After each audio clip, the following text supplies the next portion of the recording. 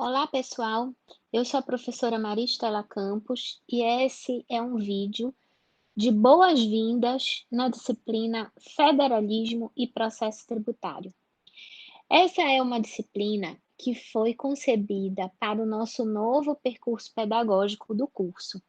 Ela foi pensada por mim e por mais os demais professores que integram a área de estudo dentro do nosso curso de Direito da UFPA, de Direito Financeiro e Tributário.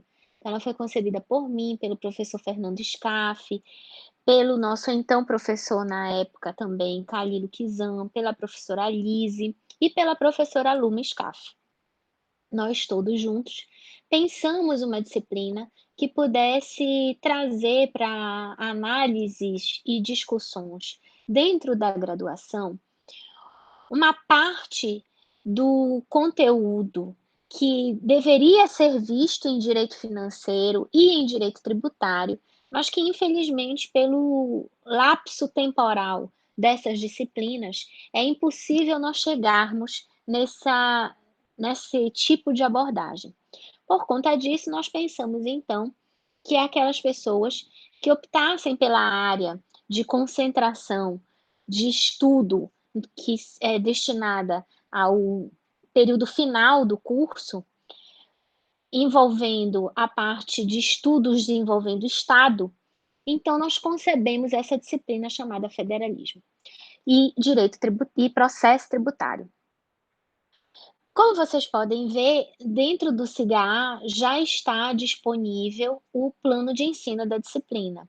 E como ela foi uma disciplina concebida por vários professores, nós também pensamos na possibilidade de, considerando que estamos no formato remoto, de alguns desses professores participarem desse momento de introdução dessa disciplina no nosso projeto pedagógico de forma bem efetiva. Por conta disso, embora eu vá conduzir, digamos assim, essa disciplina, na verdade, todos os professores que hoje estão ministrando disciplinas que envolvem a área de direito financeiro e direito tributário, também me auxiliarão ou estarão conosco ao longo desse nosso curso de direito financeiro. As duas primeiras aulas serão ministradas dentro do curso de Direito Financeiro que o professor Fernando Scaff está ministrando agora no PL2, que é o curso, que são duas aulas que já estão, cujos links já estão disponíveis para vocês no plano de ensino que eu coloquei lá no SIGA. Depois disso, vocês vão seguir com algumas videoaulas minhas, e depois eu vou postar também videoaulas da professora Luma, da professora Lise e alguns encontros síncronos comigo. Nesses encontros síncronos, a gente vai poder conversar melhor, tirar as dúvidas de vocês sobre como é que vão ser as avaliações. Elas serão em grupo, considerando o número de pessoas matriculadas na disciplina, considerando ainda também que nós estamos num ensino remoto, né? São duas avaliações pensadas. Uma delas, o texto que vocês vão utilizar como base já está também disponível para vocês lerem e tratarem esse texto, estudarem esse texto lá no plano de ensino que está no SIGA. Eu vou apresentar para vocês um pouquinho do que é a parte de federalismo, que vocês vão ver ao longo das aulas com o professor Fernando Scaff, com a professora Luma, mas só para introduzir vocês no que é esse federalismo.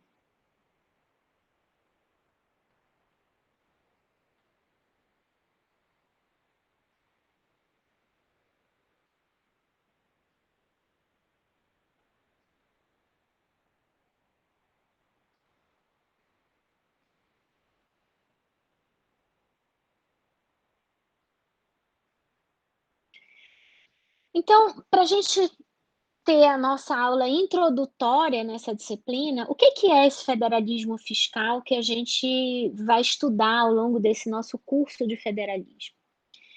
Bom, a base de sustentação do nosso federalismo, ele está principalmente no preâmbulo e no artigo 1º da nossa Constituição Federal, que estabelecem, que criam a nossa República Federativa, e essa República Federativa ela é criada a partir da noção de um Estado democrático de direito. Tanto o preâmbulo como o artigo 1º da Constituição entregam para nós o que a gente chama de compromissos dirigentes. Então, a nossa Constituição, ela é concebida como uma Constituição dirigente. Ela informa para a sociedade quais são os direitos, garantias e deveres que a sociedade tem. E isso tudo dentro de um grande sistema jurídico positivo, né? Ela estabelece esses ditames, essas regras basilares, fazendo essa previsão maior de direitos e garantias fundamentais, mas ela também estabelece de onde é que vêm os recursos de financiamento desses direitos e garantias fundamentais. Por que eu coloquei esse mapa do Brasil aí, com as nossas regiões, com a identificação dos nossos estados? Porque, na verdade, toda essa nossa formação geográfica, né, ela é transformada, digamos assim, em um grande sistema jurídico positivo que vai distribuir ao longo de todo o nosso território brasileiro direitos e deveres. E esses direitos e deveres passam também pela possibilidade que cada um desses entes que compõem a federação, União, Estados, Distrito Federal e municípios, possam também se autofinanciar. Então, só para lembrar, o nosso preâmbulo da Constituição, eu reproduzi aí nesse slide, nós, representantes do povo brasileiro, reunidos em Assembleia Nacional Constituinte, para instituir um Estado democrático, destinado a assegurar os direitos, o exercício dos direitos sociais e individuais, a liberdade, a segurança, o bem-estar, o desenvolvimento, a igualdade e a justiça como valores supremos de uma sociedade fraterna, pluralista e sem preconceitos, fundada na harmonia social e comprometida na ordem interna e internacional com a solução pacífica das controvérsias. Promulgamos, sobre a proteção de Deus, a seguinte Constituição da República Federativa do Brasil. Esse nosso preâmbulo, ele é, digamos assim, um grande resumo da nossa disciplina. Por quê?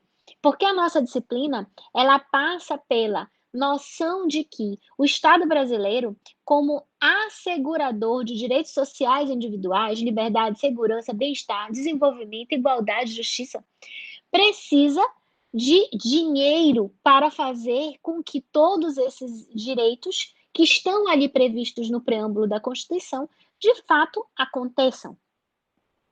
Para além disso, ele ainda trabalha com solução pacífica de controvérsias. Isso quer dizer que a gente também tem que estruturar a nossa Constituição e todo o nosso ordenamento jurídico de forma que nós consigamos estabelecer essa solução pacífica de controvérsias.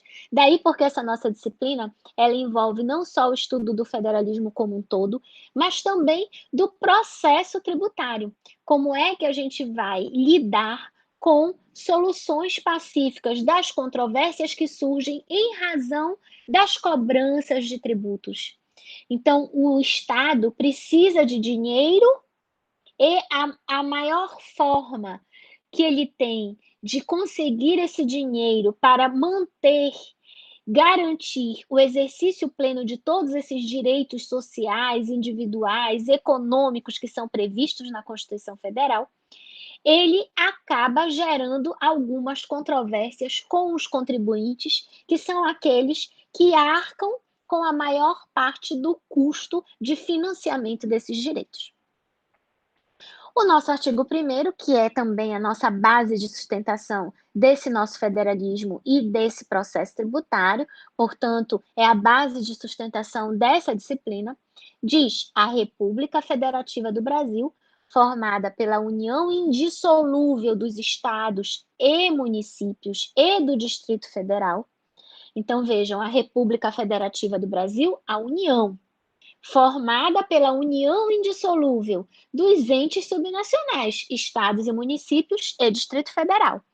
Constitui-se em Estado democrático de direito e tem como fundamentos, lá vem as garantias e direitos individuais, a cidadania, a soberania, a cidadania, a dignidade da pessoa humana, os valores sociais do trabalho e da livre iniciativa e o pluralismo político. Bem, o professor Ricardo Lobo Torres, ele diz que a nossa Constituição, ela cria, na verdade, um Estado fiscal brasileiro.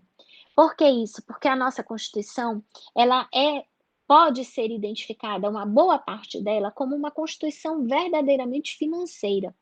E aí ele divide, então, essa parte da Constituição que ele designa como Constituição financeira em Constituição tributária, financeira e orçamentária.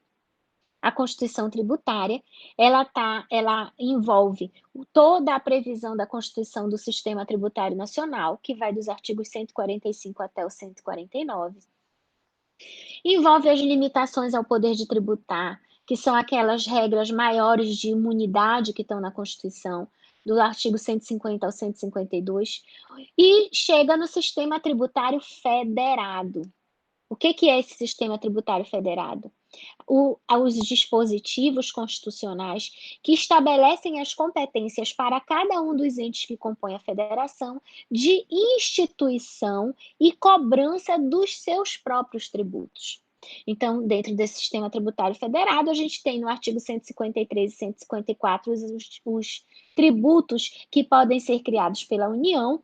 Os que podem ser criados pelos estados estão no 155 e os dos municípios no 156, garantindo assim a autonomia federativa, garantindo assim o nosso federalismo fiscal. A Constituição Financeira vai do artigo 157 até o artigo 162 da Constituição Federal e envolve o sistema de repartição de receitas tributárias. O que é isso, pessoal? É aquela parte da Constituição que diz o seguinte, que uma parte do produto dos tributos, dos impostos que são arrecadados pela União, ela tem que distribuir para os estados e para os municípios. E uma parte dos impostos que são de competência exclusiva dos estados, ele tem também que distribuir para os municípios. Então, a isso a gente chama de sistema de repartição de receitas tributárias. Os sistemas de empréstimos públicos que estão previstos no artigo 163, o Sistema Monetário Nacional, que envolve a nossa moeda, que está no 164, o sistema de orçamentos, que já passa para dentro do que o professor Ricardo Lobo Torres chama de Constituição orçamentária, né? Quem são essas leis orçamentárias? Quais são essas normas? Como é que toda essa parte do sistema tributário nacional, toda essa parte de repartição de receita, de empréstimo público, vai ser tudo coordenado em normas específicas. E aí a gente volta para aquela parte inicial do nosso sistema jurídico positivo, financeiro. Então, isso envolve os sistemas de orçamentos, que está no artigo 165 até o 69. E, por fim, o professor Ricardo Lobo Torres inclui aí na Constituição Orçamentária o sistema de fiscalização contábil, financeira e orçamentária, que são os artigos 70 e 75. Aí vocês podem pensar assim, nossa, mas a gente começa no 145, vai até o artigo 169 e, de repente, a gente volta lá para o início da Constituição, nos artigos 70 a 75. Bom, pessoal, primeira coisa, a gente começou a estudar federalismo a partir do preâmbulo e do artigo 1º. A bem da verdade, até o artigo 30, mais ou menos, da Constituição, a gente está falando de federalismo o tempo inteiro. A bem da verdade, em toda a nossa Constituição, a gente está falando de federalismo. Então, a gente precisa compreender qual é toda a sistemática constitucional para a gente poder entender como é que esse federalismo deve realmente ser aplicado. Esse sistema de fiscalização contábil, financeira e orçamentária, dos artigos 70 a 75, são os controles que são exercidos sobre o sistema orçamentário brasileiro, que é feito pelo Poder Legislativo no Brasil com o auxílio dos tribunais de contas do país. Mas essas atividades financeiras todas, que todos esses entes da federação realizam, e que vocês estudaram já muito bem em direito financeiro, ela, na verdade, tem a sua autonomia, né? Então, a gente tem que pensar nessa autonomia da atividade financeira a partir do que é o nosso sistema tributário nacional e o orçamento da União, e a partir daí, esse orçamento da União, ele tem que garantir essa autonomia também, né? Então, não é porque a União é a maior arrecadadora de tributos que ela vai simplesmente concentrar tudo na mão dela. É para isso que existe o sistema de repartição de receitas. Então, Na verdade, esse sistema tributário nacional e o orçamento da União, eles são concebidos também dentro da noção de normas de independência e harmonia dos poderes, e sempre considerando a necessidade de garantia das autonomias municipais também.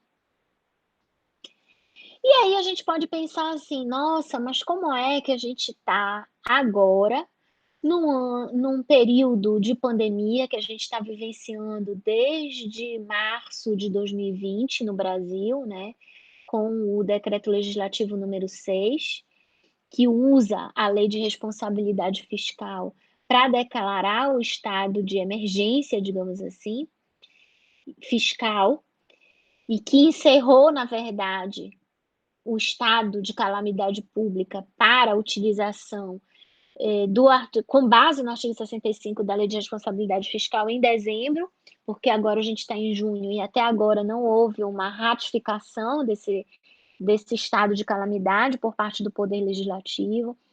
E aí a gente pode pensar assim: nossa, mas como é que num período de pandemia, que a gente tem a economia do país completamente desaquecida, porque nós estamos vivendo o isolamento social, períodos que a gente intercala de fechamento completo das atividades e manutenção apenas das atividades essenciais em funcionamento, e com isso a gente gera naturalmente um desaquecimento econômico. Como é que a gente vai fazer para arrecadar tributo, que é o meio maior de sustentação do Estado e de garantia desses nossos direitos sociais? Quer dizer, exatamente no período em que a gente precisa aumentar as despesas do Estado, sobretudo na área de saúde e de manutenção da vida em sociedade de uma forma economicamente equilibrada, com a oferta de políticas públicas que sustentem aquelas pessoas financeiramente que não conseguem produzir nesse período de pandemia e que não conseguem, por não conseguirem produzir, porque estão afastados do mercado de trabalho, não conseguem então gerar recursos para se manter. Como é que isso tudo acontece e como é que o Estado vai conseguir ainda obter recursos de financiamento dessa estrutura toda de funcionamento, né? E aí é muito interessante a gente ver que esses gráficos que eu coloquei aí para vocês nesses slides, eles são da Receita Federal do Brasil. E aí vocês podem ver o quanto que de 2020, né, entre janeiro e maio de 2020 e janeiro e maio de 2021, nós tivemos um aumento de arrecadação, né? Então aí a gente tem um aumento de arrecadação das receitas federais, no período de janeiro a maio de 2020 a 2021. O que está em azul são os tributos administrados pela Receita Federal, as receitas administradas pela Receita Federal, e o que está em verde são as receitas administradas por outros órgãos. E aí vocês podem pensar, como é que isso acontece se a gente está num período de recessão absoluto, se a economia não está andando, se está todo mundo parado, se tem um monte de gente desempregada, como é possível que ainda haja aumento de arrecadação? Bom, e aí tem um texto que eu coloquei lá no plano de ensino para vocês, o texto está disponível no Cigar para vocês lerem, que é até de um orientando meu de mestrado, em que ele trabalha a partir da filosofia do Joseph Haas, que envolve o positivismo exclusivo, para tentar nos explicar que nesses momentos de grande crise, né, esse sistema financeiro como um todo, ele trabalha a partir do que o professor Joseph Haas chamava de razões de segunda ordem, que é um reconhecimento pelos cidadãos de que o Estado de Direito Fiscal ele existe para emitir diretivas de como os contribuintes devem se comportar, determinando como os agentes estatais também precisam gerir. Então, na verdade, é como se os contribuintes dissessem assim: "Não, eu preciso fazer um esforço para recolher o que for possível, porque agora mais do que nunca eu preciso do Estado. E se eu preciso do Estado, ele tem que ter dinheiro para suprir todas as minhas necessidades como cidadão". Então, aquelas pessoas que de alguma forma estão trabalhando, que de alguma forma estão produzindo, elas se veem, digamos assim, compelidas ou impelidas a cada vez mais seguir contribuindo para o ente estatal, até em busca desses direitos e garantias que estão previstos no nosso ordenamento jurídico como de obrigação desses agentes estatais entregarem à sociedade. Então eles esperam que a contribuição deles, de fato, resulte nessa entrega dos bens e direitos que estão todos garantidos pela Constituição Federal.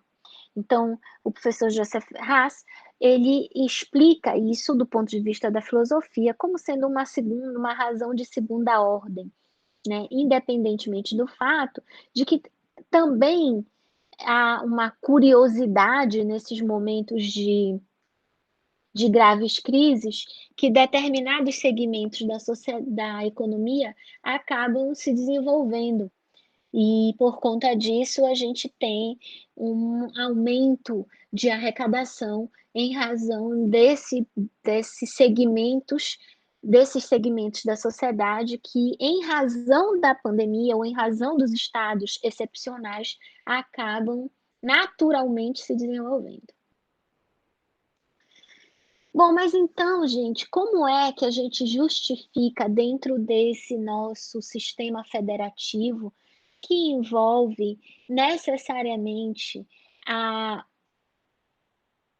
a necessidade do Estado de tributar para auferir receitas, como é que a gente justifica que juntamente com em conjunto com essa tributação, com esse dever de pagar tributos, o nosso estado fiscal previsto na Constituição, ele traz algumas regras que apartam dessa tributação, separam dessa tributação determinadas situações ou determinadas pessoas, né. Como é que eu consigo justificar, então, a prevalência das chamadas imunidades sobre a tributação?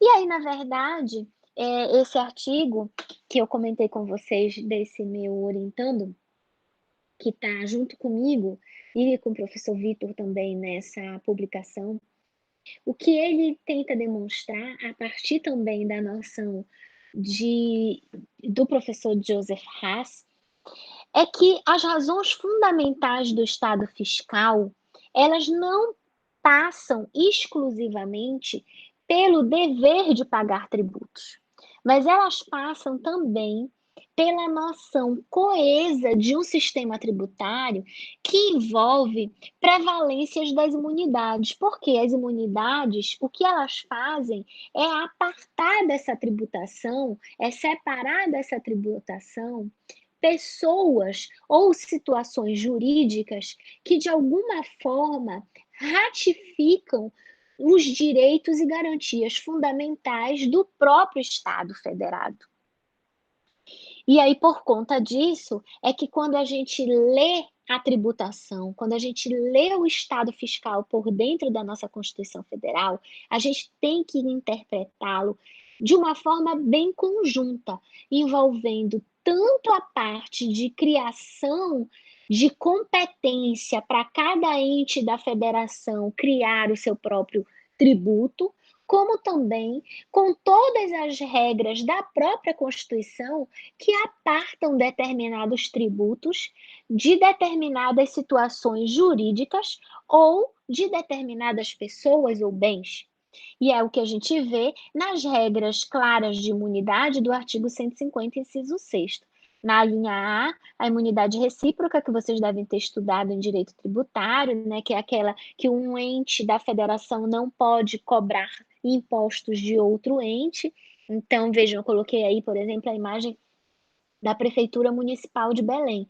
Então, a Prefeitura Municipal de Belém, ela o lugar onde ela está estabelecida, o prédio onde ela está estabelecido, não pode pagar tributos para outro ente que compõe a federação.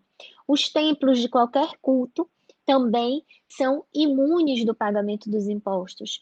Os partidos políticos, e aí dentro desse inciso, dessa linha C, ainda estão as sociedades sem fins lucrativos que desenvolvem serviços educacionais, de saúde ou sociais, né? Os livros e o papel destinado à sua produção, à sua impressão e todos os meios que ele também hoje é, são vendidos, são divulgados. Também os impostos sobre ele não incidem, porque a gente tem a questão das imunidades, assim como a parte de áudio e vídeo, não é? Então, tudo isso está dentro do artigo 150 e são regras constitucionais que precisam ser lidas, ser interpretadas em conjunto com todo o nosso sistema tributário, gerando, portanto, as razões fundantes do nosso Estado fiscal na nossa Constituição Federal. Então, esse foi só uma introdução rápida que eu quis fazer para vocês na nossa disciplina. Coloquei as principais referências, referências desses slides. Então, nesse A Crise do Federalismo em Estado de Pandemia, que é um livro que o professor Fernando Scaff coordenou com o professor Heleno Torres, a professora Isabel Derzi e o professor Onofre Batista Júnior, que nós lançamos no início desse ano de 2021. E é nele que está esse artigo que eu me referi do meu com o meu aluno do mestrado. O Orçamento Republicano e a Liberdade Igual, que é a tese do professor Fernando Scaff, que ele se tornou titular de Direito Financeiro na USP, o curso de Direito Financeiro e Tributário do professor Ricardo Lobo Torres e o curso de Direito Financeiro do professor Regis Fernandes de Oliveira. Então, essas são as principais obras que a gente vai trabalhar a parte de federalismo dentro dessa nossa disciplina Federalismo e Processo Tributário. Nós vamos nos encontrar em algumas aulas síncronas que estão já discriminadas lá no nosso plano de ensino. Até lá, pessoal!